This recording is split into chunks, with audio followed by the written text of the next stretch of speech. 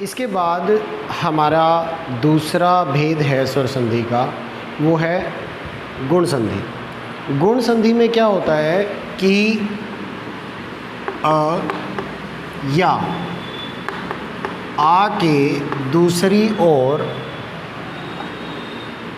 ई या ई आ जाए तो इनके स्थान पर ए बन जाता है। ठीक है, ए या आ के उस तरफ, मतलब ए या आ का मेल ह्रस्व ई या दीर्घ ई के साथ हो तो ए बन जाएगा। कैसे? उदाहरण देखिए इसका, नर जमा इंद्र। यहाँ देखिए नर, र से हमने अ को निकाल लिया ताकि आपकी समझ में आए। यहाँ पर है ए और मेल किससे होना है? ई से। और इसके बाद आगे क्या है? आधा ना, क्योंकि आधा लिखा हुआ है, हलंत के साथ लिख सकते हैं, और द्र। अब अ और ई को हमने क्या बताया? अ और ई से बनेगा ए। नर को ऐसे ही रहने दीजिए, जमा इन दोनों के स्थान पर ए और आगे आधा ना और द्र। ठीक है, अब देखिए ए की मात्रा इस आधे र के साथ जुड़ जाएगी, जो बनेगा नरेंद्र। नर ए आधा ना और द्र, नरेंद्र। ठीक है, अब इसके बाद देखिए दूसरा जो इसका नियम है वो ये कहता है कि इधर तो ए और आ हो और उस तरफ उ या दीर्घ उ हो। इससे क्या होगा? जब इन दोनों का मेल होगा तो यहाँ पर ओ बन जाएगा। आपको यही याद रखना है कि ए और आ के मिलने से, किससे मिलने से? उधर ह्रस्व उ या दीर्घ उ के मिलने से ओ बन जाता है। ठीक है, इसका उदाहरण है हमारे पास सूर्य और उदय। कैसे बनेगा? क्या बनेगा? ये तो हमें पता है क्या बनेगा, सूर्योदय बनेगा, लेकिन कैसे बनेगा? यहाँ देखिए सूर्य, यहाँ से हमने क्या किया? आ को निकाल लिया पहले की तरह से, यहाँ पर क्या है? उ, और दया को हमने अलग रख लिया। ठीक, आ और उ के मिलने से हमने बताया बनेगा ओ। तो सूर्य यहाँ पर बन गया ओ और दया। ओ की मात्रा को इस आधे य के अंदर हम जोड़ देंगे तो बन जाएगा सूर्योदय। क्या बन जाएगा? सूर्योदय। इस प्रकार से इन दो वर्णों की संधि हुई और ओ बना। किस संधि के उदाहरण है ये है गुण संधि के उदाहरण। इन्हीं के बीच में एक और है हमारे पास कि जब हम ए और आ के साथ री को जोड़ते हैं, री ऋषि वाला री, ठीक है, री को जब हम जोड़ते हैं तो बनता है आ और आधा र, अर। ठीक है, कैसे? इसका देखिए उदाहरण है ब्रह्म ऋषि। ये री जो है ये अर बन जाएगा। देखिए कैसे? ब्रह्म के म से हमने हलंत लगाकर आ को निकाल लिया, यहाँ से री इसके अंदर आ रहा है और आगे शी। आ और री के मिलने से हमने बताया कि अर बनता है। तो ब्रह्म हलंत के साथ आ और र इन दोनों के मेल से और शी, और जब हम इसको जोड़ देंगे ये अ इस म में जुड़ जाएगा और ये वाला र ऊपर चला जाएगा, जिससे बन जाएगा ब्रह्मर्षि। इस तरह से। तो हमने क्या सीखा, हमने गुण संधि का एक और उदाहरण सीखा, क्या कि आ और आ के साथ यदि री मिलता है तो अर बनता है। ठीक है, तो पहला क्या था, ए और आ के साथ ह्रस्व ई या दीर्घ ई मिले तो ए बनेगा, ए या आ के साथ ह्रस्व ऊ या दीर्घ ऊ मिले तो ओ बनेगा, और इसी तरह से ए या आ के साथ री मिल जाए तो अर बनेगा। ठीक है, आपको ये संधि समझ में आ गई होगी। अगर कोई भी आपका डाउट है तो आप पूछ सकते हैं नीचे कमेंट के द्वारा। इसके बाद हम अगला जो भेद है संधि का वो पढ़ेंगे वृद्धि संधि। क्या है वो? वृद्धि संधि। तो वृद्धि संधि का क्या नियम है कि इस ओर ए या आ होने पर और घन के उस तरफ, जमा के निशान के उस तरफ ए या आई होने पर आई बन जाएगा। ठीक है, इसमें हो जाएगी वृद्धि। जैसे देखिए दीर्घ संधि में हमने क्या किया था कि ह्रस्व को दीर्घ बनाया था, और जब ह्रस्व को दीर्घ बनाया था गुण संधि में हमने देखा कि दो वर्णों के मिलने के बाद तो ए और ओ बना था। इससे क्या हुआ कि ये जो ए है ये पहले से दीर्घ है, अब दीर्घ को तो और दीर्घ नहीं बनाया जा सकता, तो उसमें क्या होती है, उसमें होती है वृद्धि। इसलिए जब भी ए में कोई तीसरा वर्ण जुड़ेगा, दो वर्ण तो इसके अंदर पहले से ही है, इसलिए इसमें क्या होगी, वृद्धि। अब जब इसमें ए जुड़ेगा तो क्या बनेगा, आई बनेगा। ठीक है, तो आई जब बनेगा यहाँ पर, इसका हम उदाहरण क्या लेते हैं, उदाहरण लेते हैं हम 1 जमा 1।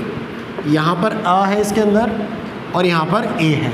हमने क्या कहा, आ और ए के मिलने से आई बनती है, तो इसका संधि होने के बाद जो रूप बनेगा वो बनेगा ए कई का। अगर सिर्फ एक ही मात्रा होती तो एक मात्रा आती, आपको पता है, यहाँ पर आप कंफ्यूज ना होइए। जब हम इसको इस रूप में लिखते हैं तो एक मात्रा लिखते हैं, लेकिन जब ये हट के सीधा किसी व्यंजन के अंदर जुड़ती है तो एक मात्रा ये और एक मात्रा इसकी, तो दो मात्राएं इसके ऊपर लगी, एकैक। क्या बनेगा, ये बनेगा एकैक। इसी तरह से आ का उदाहरण लेते हैं, आ का उदाहरण लेते हुए हम क्या बताएंगे कि सदा और एव। बताइए जल्दी से, क्या बनेगा सदा और एव का मिलके, सदैव। ठीक है, अब ये जो सदैव बनेगा कैसे बना, यहाँ से हमने आ लिया, यहाँ से हमने ए लिया, तो दोनों को मिला के आई बना, वैसे ही और जो इसका उत्तर आया वो बना सदैव। तो ये जो उदाहरण थे ये थे ए और आ के साथ ए और आई के मिलने से। अगला उदाहरण जो हम लेंगे वो लेंगे हम ए और ओ का। जो इसका दूसरा नियम है वो दूसरा नियम कहता है कि ए और आ होने पर उस तरफ ओ या औ होने पर क्या बनेगा, औ बन जाएगा। यहाँ भी क्या हुआ, वृद्धि हुई। क्यों? क्योंकि हमने पढ़ा था ए और ऊ के मिलने से ओ बना था। इसका मतलब क्या है, वो पहले से दीर्घ है, और जो दीर्घ है उसकी क्या होगी फिर आगे, वृद्धि संधि। तो यहाँ पर वृद्धि होने के बाद औ बनेगा। उदाहरण देख लीजिए, दंत, दंत मतलब दांत, और ओष्ठ, ओष्ठ मतलब, जल्दी से बताइए नीचे लिख के कि ओष्ठ का मतलब क्या होता है। मिल जाएंगे तो बन जाएगा दंतोष्ठ।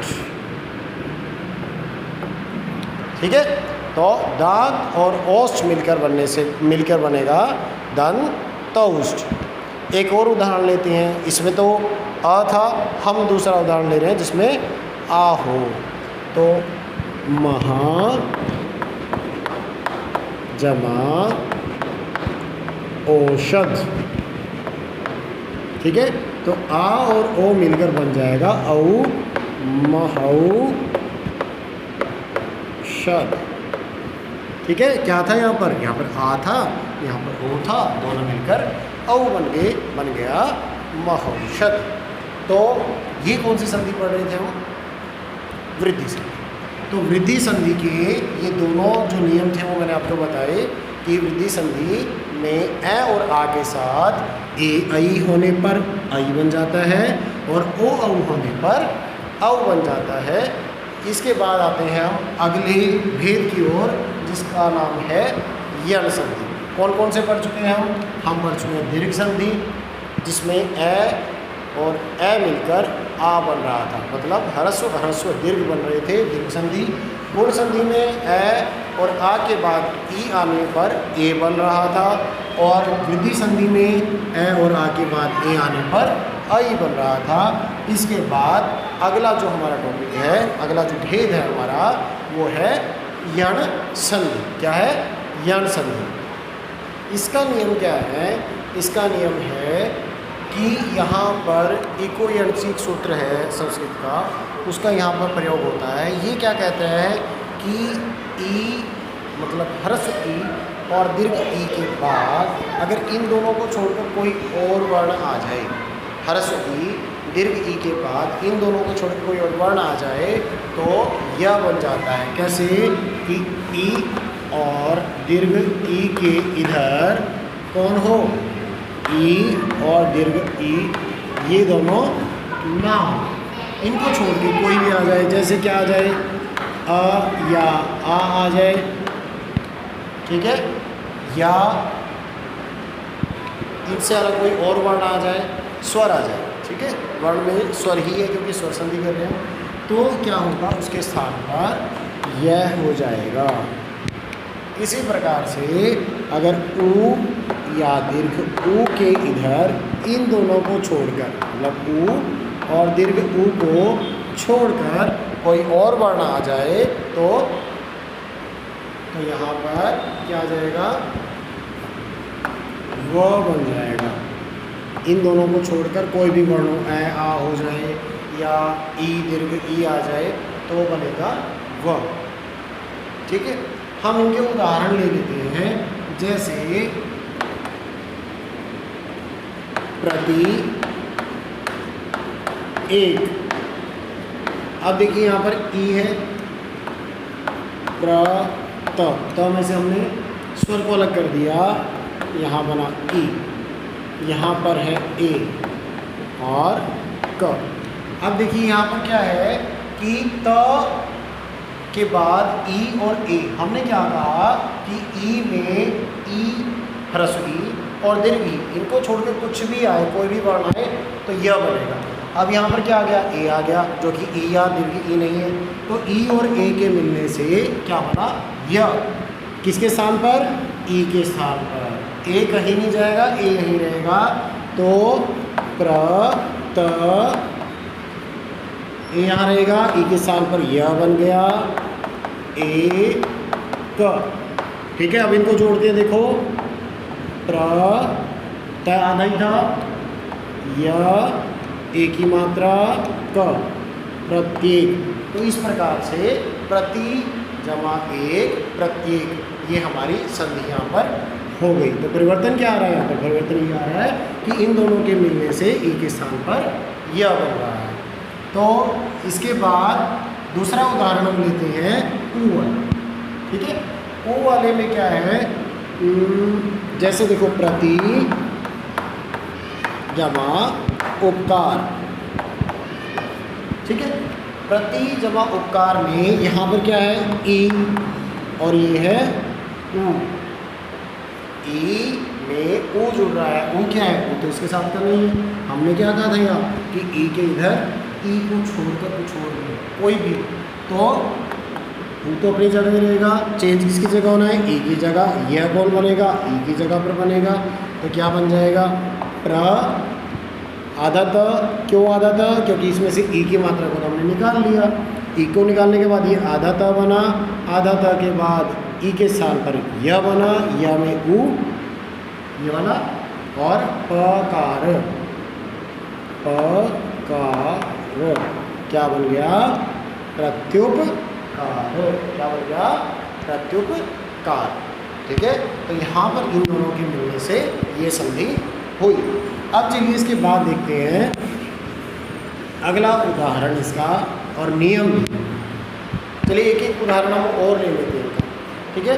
और उदाहरण कैसे ले सकते हैं हम, इसमें ले सकते हैं आदि अंत,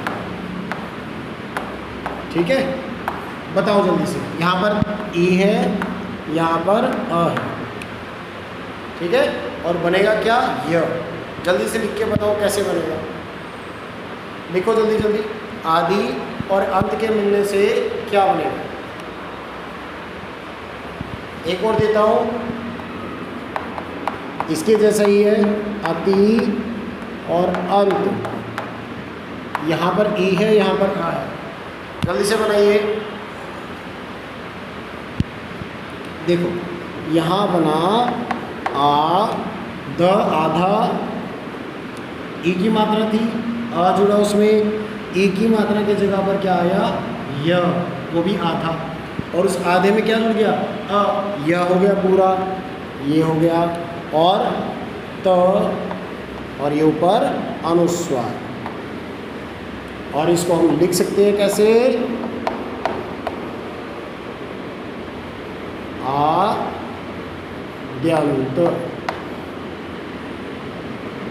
ठीक है। ये द्या कौन सा बना, द और य में मिलने से विद्यालय वाला द्या, ठीक है, तो आद्यंत क्या बन गया आद्यंत। इसी तरह से इसको बनाओ जल्दी से, क्या बनेगा, जल्दी जल्दी जल्दी। जब भी आप इस कक्षा में बैठे तो कॉपी पेन जरूर साथ लेके बैठे, क्योंकि जब तक अभ्यास नहीं होगा तब तक काम नहीं होगा, और समझ में तो बिल्कुल भी नहीं आएगा। हमें पता कैसे चलेगा कि हमें समझ में आ गया, ठीक है। चलिए अति अंत अत्यंत, अत्यंत कैसे बना, ई और अ, ई की जगह पर य, त में से हमने ई को निकाल दिया था, इसलिए त आधा है यहाँ पर, और अंत ये अनुस्वार यहाँ पर, और त अत्यंत, ठीक है। ये उदाहरण हो गए आपके। अब इन दो से और एक नियम और भी है। वो क्या नियम है कि यदि ए और री के बाद, ए की जगह पर नहीं, री के बाद री को छोड़कर कोई भी वर्ण आ जाए तो री के स्थान पर क्या बन जाता है, र बन जाता है। क्या बन जाता है, र, ठीक है। कैसे, मातृ, मातृ मतलब माँ, मातृ मतलब माँ, और आज्ञा या आज्ञा, ठीक है। यहाँ पर क्या है, री, यहाँ पर आ, इन दोनों की भी संधि होनी है। हमने क्या कहा कि अगर री से अलग कोई भी वर्ण यहाँ पर, कोई भी स्वर यहाँ पर आ जाए तो र बन जाएगा, ठीक है। बना देते हैं, माँ, त था, त आधा हो गया क्योंकि हमने री की मात्राओं को निकाल दिया। री के स्थान पर क्या बना भाई, री के स्थान पर बन गया र, और र में क्या जुड़ गया आ, रा और या, ठीक है। अब क्या है, त और र, हमने संयुक्त वर्ण पढ़े थे। त में जब र मिलता है तो क्या बनता है, त्र, त में र मिलने से क्या बनता है, त्र। अब माँ, त में र मिला, त्र, आ की मात्रा, ज्ञा, मात्रा ज्ञा, क्या बना, मात्रा ज्ञा। इसी तरह से दूसरा आप बनाओगे, पितृ आज्ञा। सीधा सीधा आंसर नहीं लिखना है, ऐसे भी करके बताना है कि कैसे आपने इसको किया, कैसे ये सोल्व हो, ठीक है। आशा है यहाँ तक आपको संधि समझ में आई होगी। कौन कौन से भेद किए हमने, यहाँ पर देखिए, दीर्घ संधि, गुण संधि, वृद्धि संधि, यंग संधि। अब बची कौन सी, पांचवी अयादी संधि, ठीक है। अब हम इसके बाद क्या करने वाले हैं, अयादी संधि। शब्द देखिए, ये है नयन। क्या है शब्द? नयन। अगर मैं इसका संधि विच्छेद करने को कहूँ तो क्या संधि विच्छेद करेंगे आप इसका? नयन या नयन, ऐसे ही लगता है ना, क्योंकि यहाँ पे कुछ दिखाई नहीं दे रहा है। तो ये नयन शब्द कैसे बना, क्या जुड़ा, क्या घटा? ठीक है, ये संधि कौन सी संधि है, ये सब हमें सिखाएगी ये अयादी संधि। कौन सी संधि सिखाएगी? अयादी संधि। तो क्या कहती है ये संधि कि ए आई या ओ औ के दूसरी ओर कोई भी वर्ण आ जाए। कौन सा कोई भी वर्ण? भाई इन दोनों को तो छोड़ना ही पड़ेगा, ठीक है। और यहाँ पर किसे छोड़ना पड़ेगा? श्री राम, सॉरी, ओ औ को, ठीक है। इनको छोड़कर कोई वर्ण आ जाए, भिन्न वर्ण आ जाए, तो भिन्न स्वर आ जाए, ठीक है। भिन्न स्वर आ जाए तो क्या होगा? ए के स्थान पर बन जाएगा अय। क्या बनेगा? अय। और आई के स्थान पर क्या बन जाएगा? आय। ठीक, इसी प्रकार से औ के स्थान पर बनेगा औ, और औ के स्थान पर बनेगा आव। आया कुछ समझ में? जब ये संधि होगी तो ए आई के स्थान पर अय और आय बनेगा। जैसे हमने अयादी संधि में पढ़ा था ना, अयादी संधि तो यही है, हमने यण संधि में पढ़ा था ना कि ई के स्थान पर यह आ गया था। इसी तरह से यहाँ पर ए के स्थान पर अय आएगा, ठीक है। आई के स्थान पर आय आएगा और ओ के स्थान पर अव और आव। कब तक समझ नहीं आएगा? जब तक हम कोई उदाहरण नहीं लेंगे। चलिए लेते हैं इसका उदाहरण। मैंने अयादी संधि शुरू करने से पहले क्या बताया था? नयन, उसी की संधि करते हैं। ने जमा अन, ठीक है। तो ने में क्या है? ए। और हमने क्या कहा था? ए के साथ कोई भी आ जाए इनको छोड़कर, ठीक है। आ गया कोई भी, कौन आ गया? आ गया। और ए में जब आ जुड़ा तो क्या बना? अय। इसे नहीं तो बताया है। तो ना ए के स्थान पर क्या बना? अय। और यहाँ पर क्या है? ना, ठीक है, अन। ठीक, अब इस या में ये या जुड़ जाएगा। क्या जुड़ जाएगा? ये या जुड़ जाएगा। तो आधा बन रहा है, तो ये या ये आ मिलकर पूरा हो जाएगा। ना या ना, नयन। क्या बन गया? नयन। क्या सोच रहे हो? ये ए कहाँ गया? ये ए वहीं गया। कहाँ? हमने क्या किया था? ने ए की मात्रा निकाल ली तो ये ना भी आधा, ठीक है। अब ठीक है, अब समझ में आया ना? ये आ इसमें चला गया, ये आ इसमें चला गया, और क्या बन गया? नयन। तो कौन सी संधि पढ़ रहे हैं हम पढ़ रहे हैं अयादी संधि। और अयादी संधि में पहला हमने उदाहरण लिया नयन का। क्या उदाहरण लिया हमने? नयन का। चलिए इसका एक और उदाहरण लेते हैं जिसमें ए नहीं, क्या होगा? आई। अभी कुछ बच्चों को शंका क्या हो रही होगी? वो शंका ये है कि हमने वृद्धि संधि में पढ़ा था कि ए आई को, ए को आई हो जाता है, वृद्धि हो जाती है, ओ को औ हो जाता है। वो कब था? वो तब था जब ये इधर थे। कहाँ थे? इधर। और इधर कौन था? ए और आ। लेकिन इस बार क्या है? इस बार ये दोनों इस जमा के निशान से पहले है। पूर्व पद की जगह पर कौन है? ए आई, ठीक है, और ओ औ। और उधर कौन है? कोई भी, इनको छोड़ के, ठीक है। तो अब क्या है? हम अगला उदाहरण लेते हैं आ का, ठीक है। जैसे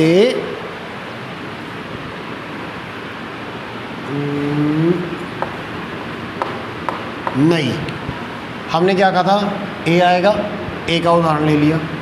आई आएगा, तो हम आई का उदाहरण ले रहे हैं, नई अक। ठीक है, तो आई की जगह पर क्या बनेगा, आय। क्या बना, आय किसकी जगह पर, ना से हमने आई को निकाल दिया और आई की जगह पर बन गया आय, और अक इधर पहले से ही है।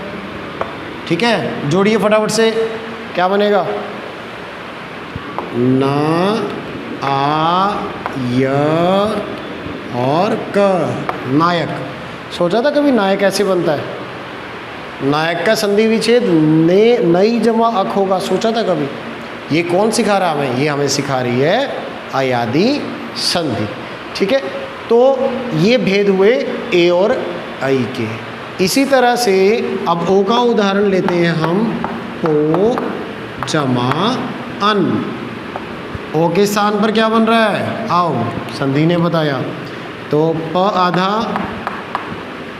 आव और अन, जोड़ दो भाई फटाफट से, प पूरा हो गया, व पूरा हो गया और न, पवन। अरे पवन भी ऐसे बनता था, आज तो पता लग गया है ना। तो पवन की संधि विच्छेद क्या होगी, पो जमा अन, पवन। ठीक है, इसी तरह से उदाहरण लेते हैं औ का, पऊ। ठीक है, और अक, जोड़ो जल्दी से। औ के स्थान पर क्या बनेगा, क्या बताया हमें, ये बनाएगा आओ, और आओ बनाएगा तो प आव, और कौन है, अक, पा व क, पावक। ठीक है, तो ये थी हमारी अयादी संधि। तो ये किसके भेद थे, ये सभी स्वर संधि के भेद थे, दीर्घ संधि, गुण संधि, वृद्धि संधि, यण संधि और अयादी संधि। तो अगली कक्षा में हम लेकर आएंगे व्यंजन संधि। ठीक है, ये संधि जो मैं आपको बता रहा हूँ, ये हमारे प्रतियोगी परीक्षाएं जितनी भी हैं उनमें भी आती है, आपकी कक्षाओं में, स्कूल की कक्षाओं में, व्याकरण में भी आती है, और इस तरह से आती है कि अगर आपने इसका बेस बना लिया तो आप कहीं भी 2, 4, 5 नंबर, जितने नंबर की भी आती है अलग अलग परीक्षाओं में, आप कभी भी इसको हाथ से जाने नहीं देंगे। ठीक है, तो मिलते हैं अगली कक्षा में अगले विषय के साथ, और विषय क्या रहेगा, संधि रहेगी, क्या, व्यंजन संधि। ठीक है, तो व्यंजन संधि के साथ आते हैं हम अगली कक्षा लेकर, तब तक के लिए धन्यवाद।